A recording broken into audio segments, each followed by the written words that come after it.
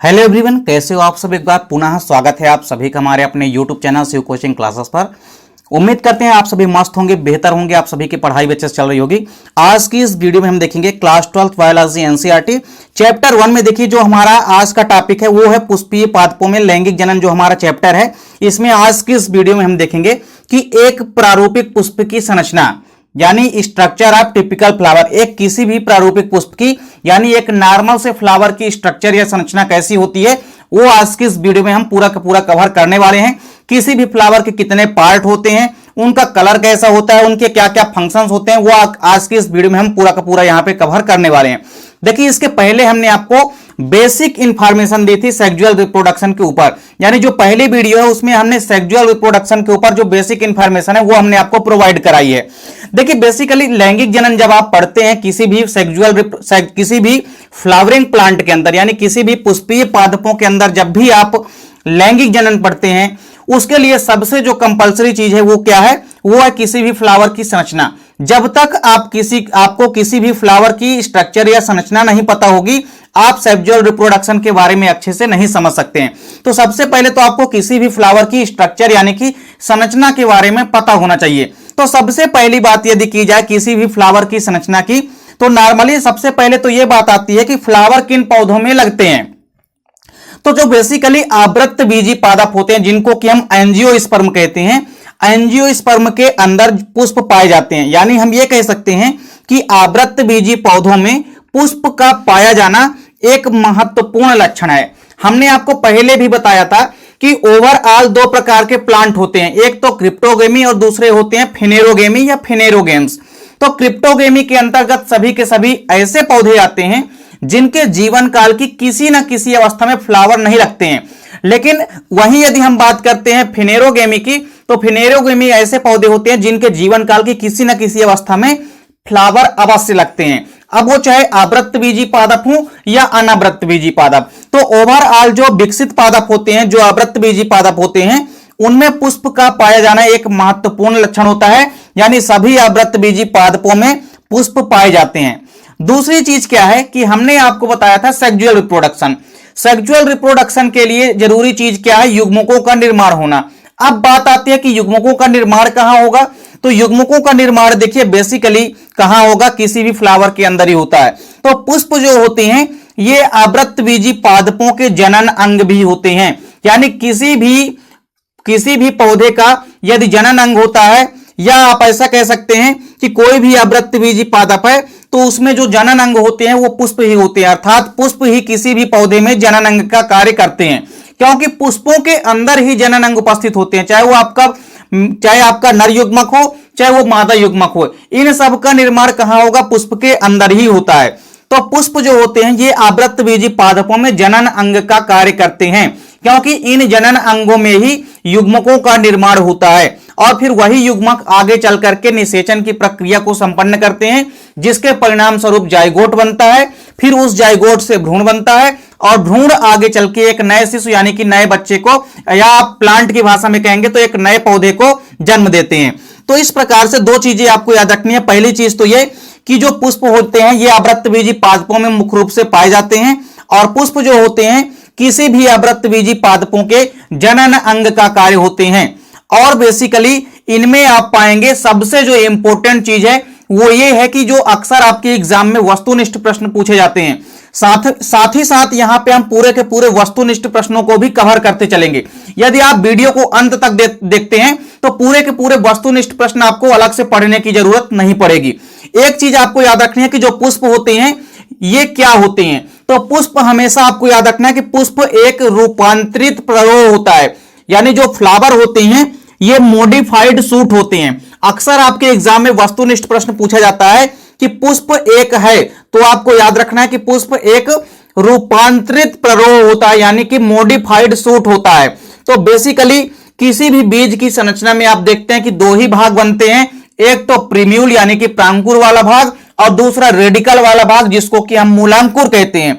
तो जो प्रीम्यूल यानी कि प्रांकुर वाला भाग होता है, यानी जो प्ररोह का निर्माण करता है आगे चल के, और आगे चल के जो प्ररोह वाला भाग होता है वही परिवर्तित हो जाता है किसमें, फूल में, जिस कारण से ही हम इसको क्या कहते हैं, फ्लावर को एक रूपांतरित प्ररोह कहते हैं, क्योंकि प्ररोह वाला भाग ही रूपांतरित हो जाता है पुष्प में आगे चल के, इसी कारण से इसको हम रूपांतरित प्ररोह कहते हैं। तो सबसे पहले तो तीनों चीजें आपको याद रखनी है कि अवृत्तबीजी पादपों में पुष्प पाए जाते हैं, किसी भी अवृत्तबीजी पादपों में जो पुष्प होते हैं वो जनन अंग का काम करते हैं।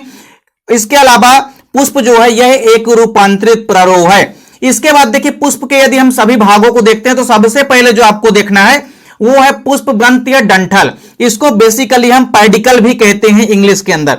जब भी पुष्प ग्रंथ की बात आती है तो यह किसी भी पुष्प का ग्रंथ अथवा डंठल होता है, यानी पुष्प का सबसे निचला भाग होता है। वो पुष्प का ऐसा भाग होता है जिसके द्वारा पुष्प किसी भी शाखा या टहनी से जुड़ा होता है। जैसे आप यहां पे डायग्राम में देखेंगे कि हमारे पास एक फ्लावर की संरचना है। इस पूरी की पूरी संरचना में जो फ्लावर का आप निचला वाला भाग देखेंगे, किसी भी फ्लावर को आप जब तोड़ेंगे तो उसका जो सबसे निचला वाला भाग होता है, जो डंठल वाला भाग होता है, वही कहलाता है पुष्प ग्रंथ। और बेसिकली पुष्प ग्रंथ में आप पाएंगे कि पुष्प ग्रंथ के द्वारा ही, अब आप सपोज करिए कि ये हमारे पास किसी फ्लावर की संरचना है, तो इसका जो सबसे निचला भाग होता है, नीचे वाला जो ग्रंथ या डंठल होता है, इसी से तो कोई भी फ्लावर किसी भी शाखा या टहनी से जुड़ा होगा। तो एक ऐसी संरचना जिसके माध्यम से जो पुष्प होता है वो किसी भी शाखा या टहनी से जुड़ा होता है, उसे हम पुष्प ग्रंथ या डंठल कहते हैं, या उसको हम पेडिकल कहते हैं। तो पुष्प ग्रंथ या डंठल आपको समझ में आ गया होगा कि पुष्प का ऐसा भाग जिसके द्वारा पुष्प किसी भी शाखा या टहनी से जुड़ा होता है, उसको हम पुष्प ग्रंथ या पेडिकल कहते हैं। इसके अलावा आप पाएंगे कि जब भी बात आती है पुष्प ग्रंथ की, तो यह हमने आपको पहले बताया कि यह पुष्प का ग्रंथ अथवा डंठल होता है जिसके द्वारा कोई भी जो फ्लावर होता है वो किसी भी शाखा या टहनी से जुड़ा होता है। तथा जिन पुष्पों में ग्रंथ पाया जाता है, अर्थात ऐसे सभी पुष्प जिनमें ग्रंथ या डंठल पाए जाते हैं, ऐसे पुष्पों को हम सग्रंथी पुष्प कहते हैं। यह चीज आपको याद रखनी है कि ऐसे फ्लावर जिनमें की ग्रंथ पाए जाते हैं या डंठल पाए जाते हैं, उनको हम सग्रंथी फ्लावर कहते हैं। इसके बाद देखिए जो दूसरा भाग है फ्लावर का, वो है पुष्पासन यानी कि थैलमस। जब भी पुष्पासन या थैलमस की बात आती है तो इसका नाम से ही स्पष्ट है पुष्पासन, अर्थात पुष्प का आसन। देखिए पुष्प के 4 प्रमुख भाग होते हैं। उसमें से पहला भाग होता है पुमंग, दूसरा होता है जायांग, तीसरा होता है आपका बाएं दलपुंज और चौथा होता है दलपुंज। तो दलपुंज, बाएं दलपुंज, पुमंग और जायांग, ये चारों पुष्प के प्रमुख भाग होते हैं। और ये चारों के चारों प्रमुख भाग पुष्प के जो हैं, जिसके ऊपर आश्रित होते हैं, अर्थात जिसके ऊपर स्थित होते हैं, उस संरचना को हम कहते हैं थैलमस या पुष्पासन। आप यहां पे देखेंगे जैसे हमारे पास ये फ्लावर है, इस फ्लावर की संरचना में आप पाएंगे कि जैसे ये हमारा फ्लावर है।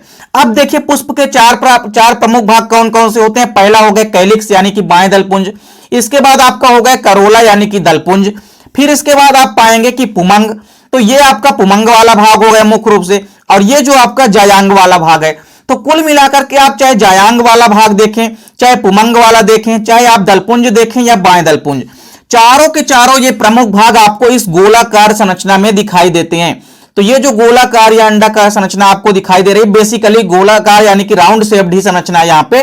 तो इस संरचना के ऊपर ही देख सकते हैं कि पुष्प के चारों प्रमुख भाग स्थित हैं, चाहे वो बाएं दलपुंज हो तो ये भी इसके ऊपर स्थित है, दलपुंज, पुमंग और जायांग, चारों जो प्रमुख भाग हैं वो पुष्पासन या थैलमस के ऊपर उपस्थित होते हैं, अर्थात आश्रित होते हैं, इसीलिए इसको हम कहते हैं पुष्पासन, अर्थात सभी लोग आश्रित होते हैं इसके ऊपर। तो पुष्पासन पुष्प का एक ऐसा भाग है जिसके ऊपर पुष्प के चारों प्रमुख भाग जैसे दलपुंज, बाएं दलपुंज, पुमंग व जायांग सभी के सभी स्थित होते हैं। ऐसी संरचना को हम पुष्पासन या थैलमस कहते हैं। इसके बाद देखिए पुष्प की जब हम संरचना की बात करते हैं तो इसके बाद अब आते हैं पुष्प के 4 प्रमुख भागों में। तो देखिए जो पुष्प के 4 प्रमुख भाग हैं उनमें जो सबसे पहला भाग होता है वो होता है कैलिक्स, यानी कि इसको हम कहते हैं बाएं दलपुंज। बाएं दलपुंज की जब भी बात आती है, यह आपको याद रखना है कि यह किसी भी फ्लावर का सबसे बाहरी पार्ट होता है, और यह आप ऐसा भी कह सकते हैं कि सबसे बाहरी चक्र होता है। इसमें आप पाएंगे कि जो फ्लावर होते हैं उसमें जो दलपुंज होता है या बाएं दलपुंज आप कहेंगे बेसिकली कैलिक्स को, तो जो बाएं दलपुंज होते हैं इसकी प्रत्येक इकाई बाएं दल कहलाती है। देखिए इनमें आपको दो चीजें ध्यान में रखनी है। पहली चीज तो ये कि जितने भी पार्ट हैं फ्लावर के, उन सब की यूनिट आपको पता होनी चाहिए, क्योंकि बिना यूनिट के आप इसके आगे का पॉसिबल नहीं है कि आप अच्छे से इसका एक्सप्लेन कर सकें।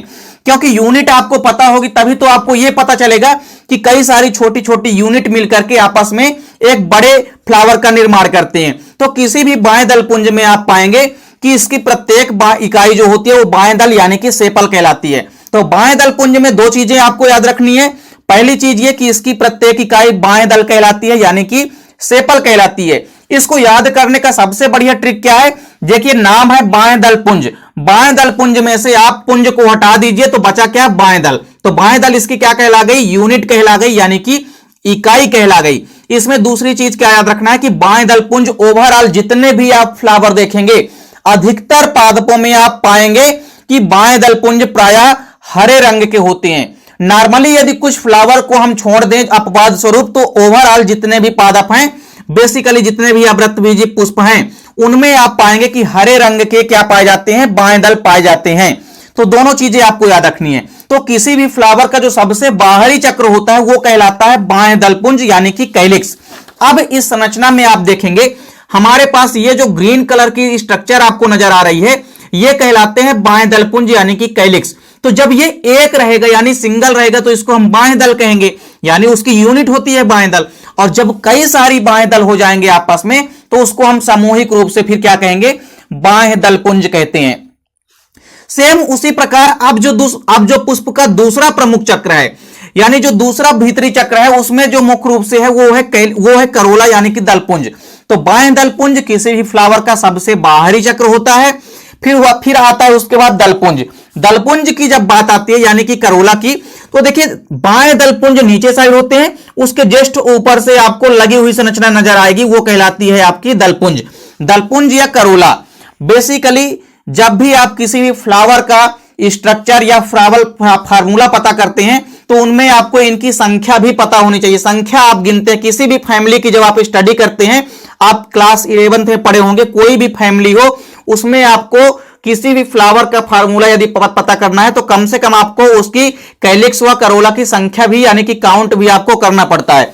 लेकिन यहां पे केवल स्ट्रक्चर आपको देखना है। स्ट्रक्चर में आपको देखना है कि जब बाएं दलपुंज हो गया और बाएं दलपुंज के बाद आता है दलपुंज। देखिए किसी भी फ्लावर का जो दूसरा चक्र होता है वो दलपुंज कहलाता है तथा इसकी प्रत्येक इकाई क्या कहलाती है, दल कहलाती है। देखिए जैसे बाएं दलपुंज की इकाई बाएं दल कहलाती है उसी प्रकार दलपुंज में भी आप पुंज को हटा देंगे तो इसकी इकाई क्या कहला जाएगी, दल कहला जाएगी। तो दल को हम इंग्लिश में कहते हैं पेटल। तो आपको याद रखना है कि जो दलपुंज होते हैं इनकी प्रत्येक इकाई दल कहलाती है या पेटल कहलाती है। आप ये भी पाएंगे कि जो दलपुंज होते हैं ये प्रायः हर एक फ्लावर में अलग अलग प्रकार के यानी अलग अलग कलर्ड के होते हैं।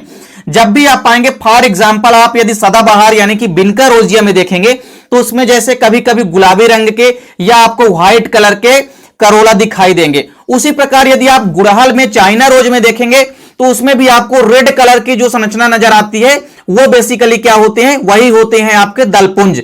तो दलपुंजों में आपको याद रखना है कि दलपुंज जो है अलग अलग कलर के होते हैं और इनका काम होता है किसी भी फ्लावर को आकर्षक बनाना। तो दलपुंज का काम है किसी भी फ्लावर को आकर्षक बनाना, जिस कारण से कीट इनकी ओर आकर्षित होते हैं। दलपुंजों की ओर आकर्षित होते हैं कीट, क्यों?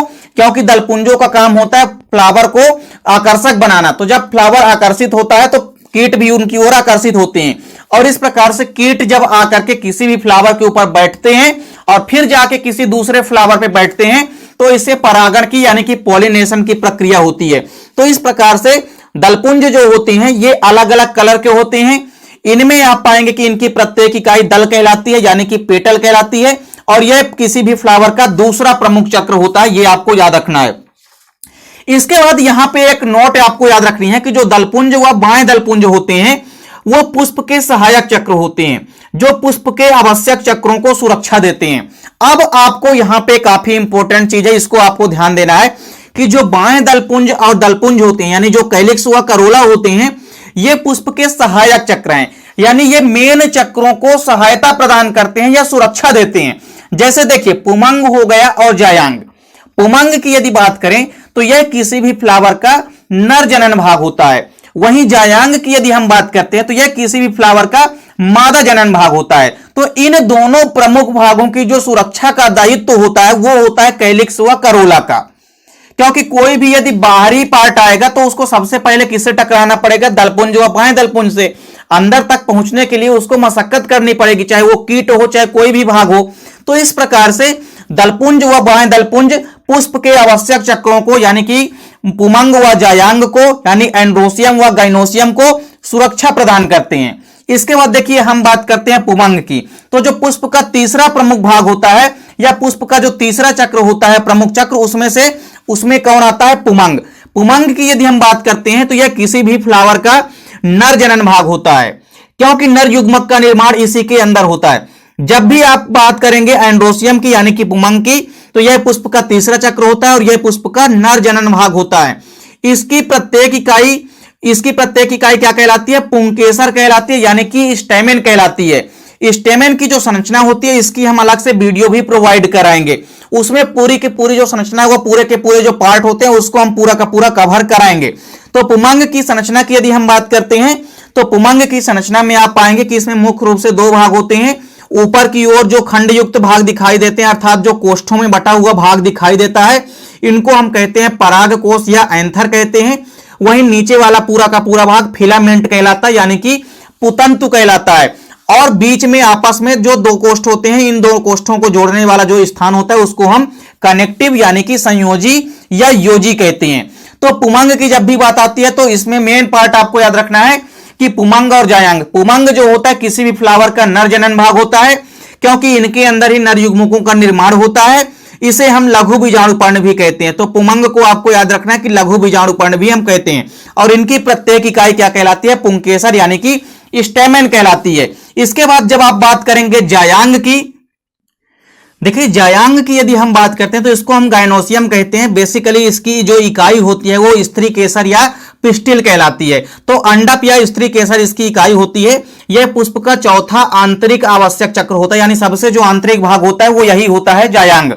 तो जायांग मुख्य रूप से 3 भागों से मिलकर के बना होता है। हमने आपको पहले ही बताया कि जायांग की जो प्रत्येक इकाई होती है वो अंडप या स्त्री केसर कहलाती है, यानी कि कार्पल अथवा पिस्टिल इसकी यूनिट होती है। जायांग देखिए 3 भागों से मिलकर के बना होता है। जायांग में मुख्य रूप से सबसे जो नीचे वाला भाग यानी जो अंडाकार भाग होता है वो अंडाशय कहलाता है, और अंडाशय से ही आपको पता होगा कि फलों का निर्माण होता है। तो जब भी बात आए कि फलों का निर्माण किससे होता है तो आपको याद रखना है अंडाशय से। अंडाशय या ओवरी जो है अंडाकार भाग होता है, सबसे निचला भाग होता है जायांग का।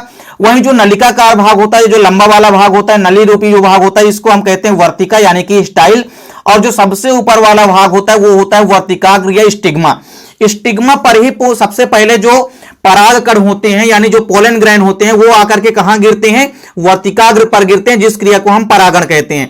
आगे आप परागण व निषेचन की वीडियो भी आपको क्रमशः प्रोवाइड कराई जाएगी। तो जायांग या स्त्री केसर में आपको याद रखना है कि यह किसी भी फ्लावर का मादा जनन भाग होता है। इसके अंदर मादा युग्मकों का निर्माण होता है। इसकी प्रत्येक इकाई अंडप या स्त्री केसर कहलाती है। तो यहां पे आपको एक चीज नोट कर लेनी है कि जो पुमंग व जायांग होते हैं ये आवश्यक जननिक चक्र होते हैं, यानी मुख्य रूप से जनन चक्र होते हैं जो कि जनन क्रियाओं को संपन्न कराते हैं। क्योंकि पुमंग व जायांग किसी भी फ्लावर के नर व मादा जनन भाग होते हैं। पुमंग किसी भी फ्लावर का नर जनन भाग होता है। हमेशा आपके वस्तुनिष्ठ प्रश्न में जरूर पूछा जाता है कि किसी भी फ्लावर का जो नर जनन भाग होता है वह क्या कहलाता है, तो आपको याद रखना है पुमंग या एंड्रोसियम कहलाता है। जबकि मादा जनन भाग क्या कहलाता है, जायांग कहलाता है, यानी कि गाइनोसियम कहलाता है। इसके अलावा दलपुंज व बाएं दलपुंज ये जो होते हैं ये आवश्यक चक्रों को सुरक्षा प्रदान करने का काम करते हैं। और इसके अलावा जो 2 प्रमुख भाग होते हैं पुष्प के, उनमें से एक है आप पाएंगे कि पुष्पासन और दूसरा है पुष्पवृंत। तो पुष्पवृंत का काम क्या होता है, किसी भी पुष्प को शाखा या टहनी से जोड़े रखना। वहीं पुष्पासन का काम होता है कि जितने भी आवश्यक चक्र हैं या जितने भी मेन पार्ट हैं फ्लावर के उनको अपने ऊपर जो है स्थापित करके रखना। यानी फ्लावर के जितने भी प्रमुख भाग हैं वो किसके ऊपर आश्रित होते हैं या किसके ऊपर आश्रित होते हैं, तो वो पुष्पासन या थैलमस के ऊपर ही आश्रित होते हैं। तो इस प्रकार से किसी भी फ्लावर की संरचना में आपको देखेंगे कि जब भी आप एक नॉर्मल से फ्लावर की संरचना देखेंगे तो इनमें आप पाएंगे कि सबसे पहले हमने आपको बताया कि नीचे की साइड जो होता है पुष्पवृंत या डंठल होता है, जिसके द्वारा पुष्प किसी भी शाखा या टहनी से जुड़ा होता है। इसके बाद गोलाकार भाग जो कि आपको दिखाई दे रहा है मांसल भाग, ये थैलमस या पुष्पासन होता है। पुष्प के चारों प्रमुख भाग थैलमस या पुष्पासन के ऊपर ही आश्रित होते हैं। इसके अलावा आपने देखा कि बाएं दलपुंज होता है, बाएं दलपुंज हरे रंग के होते हैं जिनको हम कैलिक्स भी कहते हैं। इनकी प्रत्येक इकाई बाएं दल कहलाती है। इसके बाद आप पाएंगे दलपुंज, दलपुंज अलग अलग कलर के होते हैं, इनकी प्रत्येक इकाई दल या पेटल कहलाती है। ये अलग अलग रंग के होते हैं, पुष्प को आकर्षक बनाने का काम करते हैं, जिस कारण से कीट इनकी ओर आकर्षित होते हैं और परागण की क्रिया को संपन्न करते हैं। इसके बाद पुमंग वाला भाग जब आप देखेंगे पुष्प में जो इस प्रकार से नलिका रूपी आपको भाग दिखाई देता है, ये आपका पुमंग कहलाता है। पुमंग में आप पाएंगे कि पुमंग की प्रत्येक इकाई पुंकेसर कहलाती है। तो इस प्रकार से कई सारे पुंकेसर आपको फ्लावर के अंदर दिखाई देते हैं। पुंकेसर में आप पाएंगे कि मुख्य रूप से दो भाग होते हैं। ऊपर की ओर जो इस प्रकार का भाग होता है जिसमें कोष्ठ होते हैं, उनको हम पराग कोष या एंथर कहते हैं, जबकि नीचे वाला ये जो लंबा वाला भाग होता है ये फिलामेंट कहलाता है। इसके बाद हमने आपको क्या बताया कि जायांग वाला भाग, जायांग की जब भी बात होती है इसमें 3 भाग होते हैं। सबसे ऊपरी भाग वर्तिकाग्र या स्टिग्मा कहलाता है। बीच वाला ये जो नली वाला भाग होता है ये स्टाइल या वर्तिका कहलाती है। और जो सबसे नीचे अंडाकार वाला भाग होता है ये कहलाता है ओवरी या अंडाशय। और ओवरी या अंडाशय के अंदर ओव्यूल्स यानी कि बीजांड पाए जाते हैं। और बीजांड से ही किसका निर्माण होता है? बीज का निर्माण होता है। तो बेसिकली आपको यहां पे 2 चीजें याद रखनी है। पहली चीज ये कि अंडाशय से फलों का निर्माण होता है और बीजांड से बीज का निर्माण होता है। तो यहां पे उम्मीद करता हूं कि जो एक फ्लावर की संरचना है, एक नॉर्मल से फ्लावर की संरचना है, वो आपको समझ में आ गई होगी। मिलते हैं नेक्स्ट वीडियो में, तब तक के लिए जय हिंद, वंदे मातरम।